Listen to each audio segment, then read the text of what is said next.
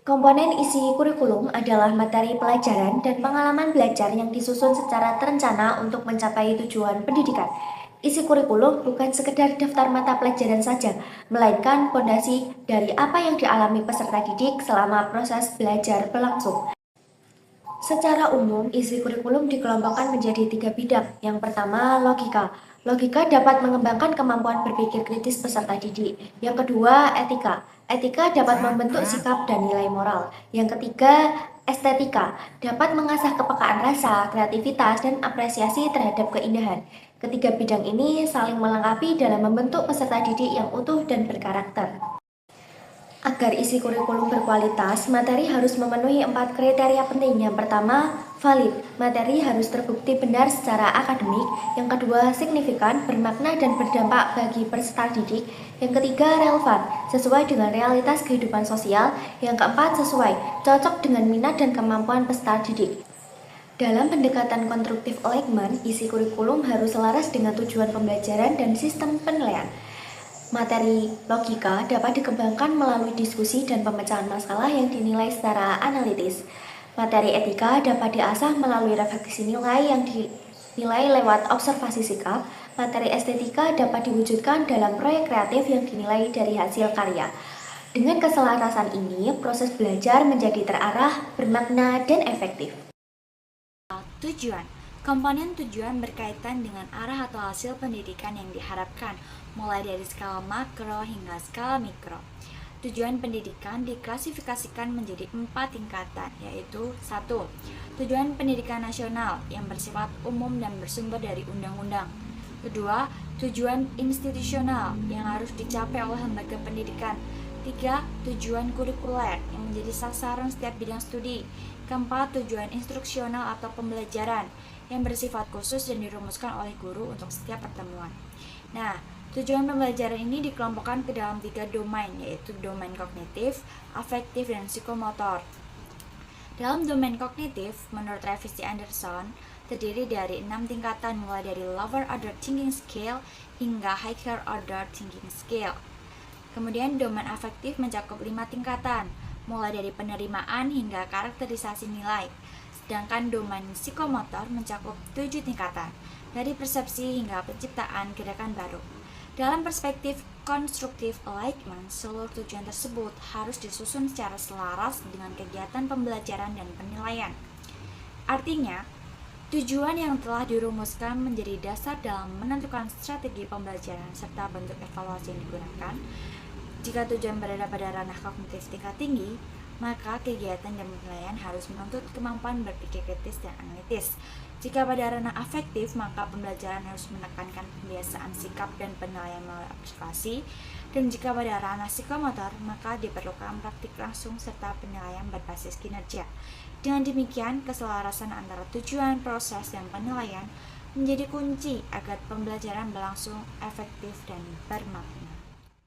Simpulan, kurikulum merupakan pedoman penyelenggaraan pembelajaran yang mencapai tujuan pendidikan yang terdiri atas 4 komponen utama, yaitu tujuan, isi, strategi, dan evaluasi. Keempat komponen tersebut harus saling berkaitan dan selaras.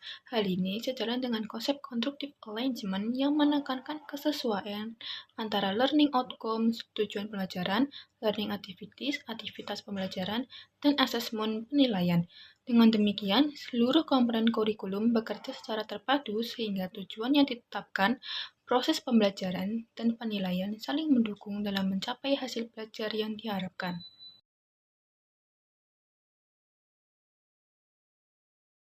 Strategi atau metode pembelajaran merupakan komponen kurikulum yang berfungsi menjembatani tujuan kurikulum dengan capaian pembelajaran yang diharapkan. Dalam perspektif konstruktif alignment, tujuan pembelajaran, aktivitas pembelajaran atau teaching and learning activities, dan asesmen harus dirancang selaras agar peserta didik dapat mencapai kompetensi yang ditetapkan. Strategi pembelajaran adalah rencana tindakan yang mencakup rangkaian kegiatan metode dan pemanfaatan sumber daya untuk mencapai tujuan pembelajaran secara sistematis. Sedangkan metode merupakan cara yang digunakan untuk mengimplementasikan strategi tersebut dalam praktik. Pemilihan strategi didasarkan pada pendekatan pembelajaran, baik yang berpusat pada guru atau teacher-centered maupun pada siswa, student-centered. Beberapa strategi yang umum digunakan antara lain strategi ekspositori yang berorientasi pada penguasaan materi, discovery learning yang menekankan proses berpikir dan pemecahan masalah, serta strategi pembelajaran kelompok dan individual yang mempertimbangkan perbedaan karakteristik pada peserta didik. Oleh karena itu, strategi dan metode pembelajaran harus dipilih sesuai dengan tujuan, materi, dan karakteristik peserta didik agar proses pembelajaran berlangsung efektif, bermakna, dan selaras dengan capaian kurikulum. Evaluasi merupakan komponen kurikulum yang berfungsi untuk menilai keberhasilan pembelajaran secara menyeluruh, yang mencakup hasil belajar murid seperti aspek kognitif, efektif, dan psikomotorik, serta keselarasan antara proses, materi, dan strategi yang digunakan. Agar efektif, evaluasi harus dilakukan secara sistematis dan berkelanjutan melalui metode tes maupun non-tes. Berdasarkan konsep konstruktif alignment dari John Biggs, terdapat hubungan erat yang saling mempengaruhi antara tujuan, metode, dan evaluasi pembelajaran. Ketiganya harus selaras, sehingga apa yang dinilai benar-benar mencerminkan kompetensi yang diharapkan. Sebagai contoh, jika tujuan pembelajaran berfokus pada kemampuan berpikir kritis atau aktivitas diskusi, maka evaluasi yang harus diterapkan harus berbentuk analisis atau pemecahan masalah, bukan sekedar soal hafalan. Pada akhirnya, evaluasi tidak hanya menjadi alat ukur pencapaian kompetensi murid, tetapi juga berfungsi sebagai dasar pentingnya untuk melakukan perbaikan dan penyempurnaan kurikulum secara berkelanjutan. Selanjutnya, pernah nggak sih kalian bertanya kenapa pelajaran di sekolah disusun seperti sekarang? Ternyata, semua itu tidak dibuat sembarangan loh. Ada dasar penting yang disebut landasan kurikulum.